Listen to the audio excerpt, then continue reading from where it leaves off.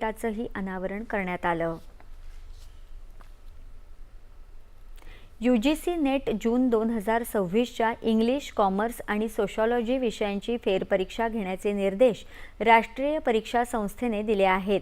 English आणि कॉमर्सचा paper 9 सप्टेंबरला तर सोशॉलॉजीचा पेपर 10 सप्टेंबरला होणार आहे। यासाठी कोणतेही अतिरिक्त शुल्क आकारण्यात येणार नाही। त्याचबरोबर इतर 84 विषयांचा निकाल नियोजित तारखांप्रमाणेच होईल। या 3 विषयांच्या प्रश्नपत्रिकांमध्ये विविध चुका असल्याच्या अनेक तक्रारी NTA कडे आल्या होत्या। त्यानंतर या प्रकरणात लक्ष घालण्यासाठी NTAने समितीची स्थापना केली होती। या समितीच्या शिफारसीनुसार या विषयांची फेरपरीक्षा घेण्याचे निर्णय घेण्यात आला आहे।